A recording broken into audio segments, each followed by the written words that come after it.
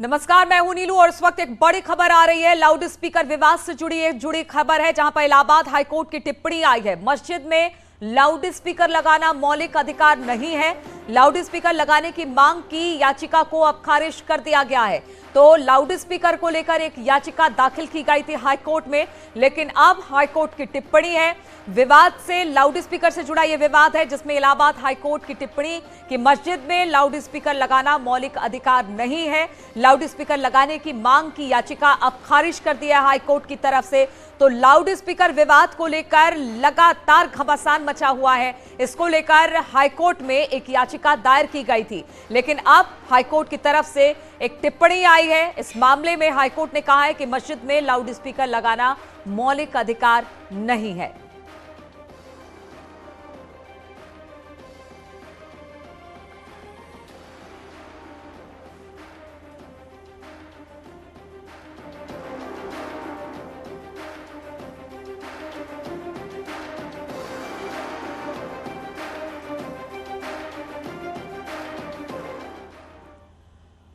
और अब आपको बताते हैं कि आखिर ये पूरा मामला क्या था। बिसौली एसडीएम के आदेश को दी गई थी चुनौती।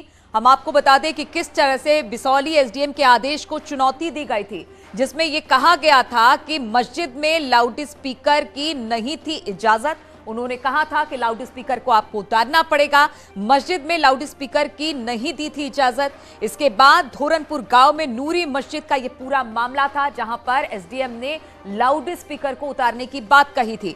मामला पहुंचा हाईकोर्ट। याचिकाकर्ता ने मौलिक अधिकारों का बताया था हनन, क्योंकि संविधान में हर व्यक्ति का अपना मौलिक अधिकार है, इसका हनन बताया था। मस्जिद के जो वहां पर मौलवी मौलाना है, 3 दिसंबर 2021 के आदेश को चुनौती दी गई थी हाईकोर्ट में, जिसमें कहा यह गया था कि ये मौलिक अधिकारों का हनन है, हम मस्जिद से लाउड स्पीकर नहीं उतारेंगे। 3 दिसंबर 2021 का ये पूरा मामला था और इसी पर बातचीत करने के लिए सर्वेश हमारे साथ जुड़ गए हैं। सर्वेश, जिस याचिका को दायर किया गया था उसमें कहा गया था कि लाउड स्पीकर उतारना मौलिक अधिकारों का हनन है। अब इस पर हाईकोर्ट की टिप्पणी आई है, क्या कहा है हाईकोर्ट ने इस पूरे मसले को लेकर? देखिए, ये पूरा मामला जो है वो बेहद लाउड स्पीकर विवाद से जुड़ा हुआ है और ये बदायूं जिले के बिसौली एसडीएम का एक आदेश था 3 दिसंबर 2021 का, जिसमें उन्होंने धोरनपुर गांव की नूरी मस्जिद में अजान के लिए लाउड स्पीकर लगाने की इजाजत नहीं दी थी। उसी आदेश को उस मस्जिद के मुतवल्ली इरफान नामक व्यक्ति ने इलाहाबाद हाईकोर्ट में चुनौती दी थी और उन्होंने एसडीएम के आदेश को अवैधानिक बताया था और इसको मौलिक अधिकारों का भी हनन बताया था और कहा था यह कानूनी अधिकारों का भी हनन था।